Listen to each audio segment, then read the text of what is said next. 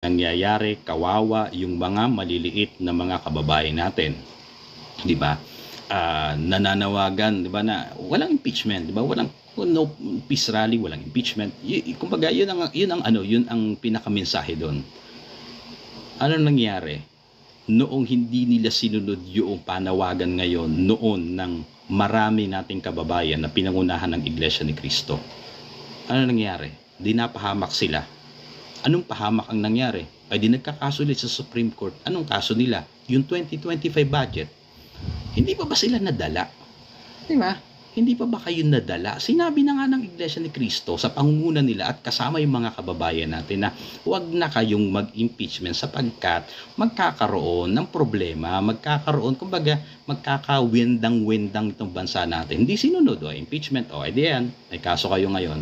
Ngayon na naman, ayaw pa rin makinig, tutuloy pa rin nila, di ba?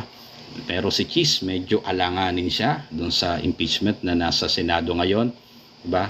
Ewan ko lang, di ba? Ewan ko lang kung ano mangyayari.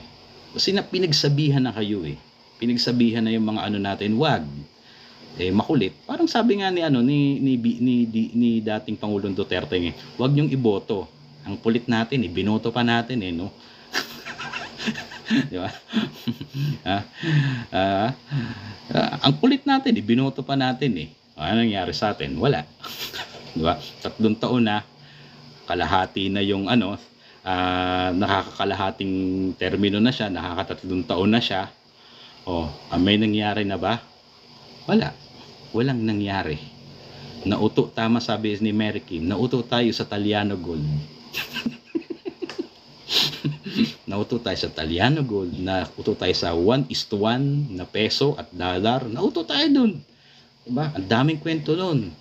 Sa YouTube, ikaw, iboboto ko ba si Kibuloy? Iboboto ko si Kibuloy. Hindi dahil siya si Kibuloy, kundi dahil, sabi ko nga, team yan, team. Papaano nila isusulong yung batas doon sa Senado kung kahit sabihin natin magagaling yung mga yan, pero sila kontra-kontra. Dapat may team dyan, team. Itaas na po natin yung antas natin sa pagkakaunawa ukol sa paglalagay po ng mga senador.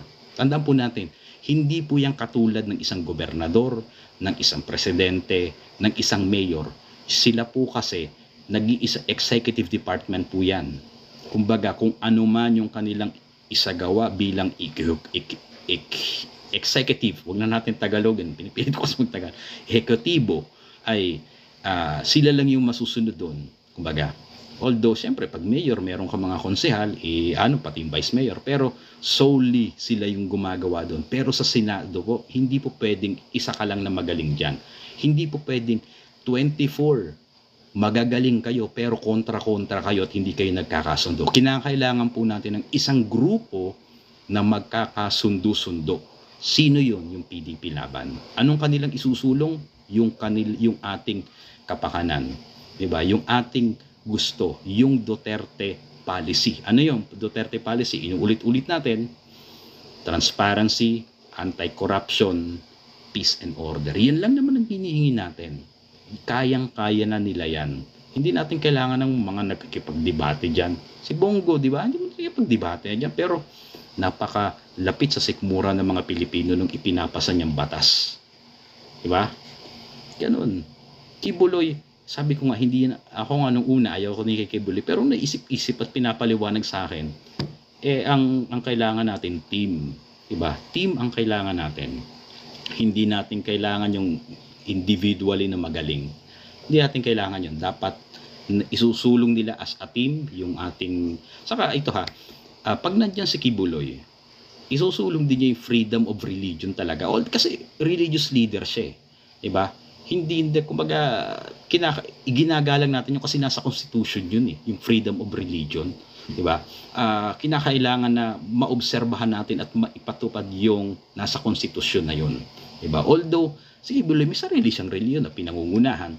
Pero sa pagtatanong-tanong natin, ginagalang din niya yung paniniwala at pananampalataya ng ibang reliyon. Hindi siya yung makikialam sa affairs ng ibang religious organization. So, doon siya. So, ganun po yung natin. Saka, sabi nga natin, walang baggage yung tao. Diba? Kahit si Marcoleta, walang baggage ang mga yan.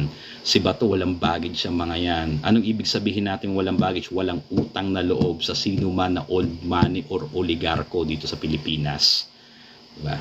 Walang utang na loob yung mga yan. Hindi yan tumatanaw ng utang na loob, sapagkat pag meron kang tinanaw na utang na loob at ipapasa mo at gusto mong pababain ng kuryente, patay ka na.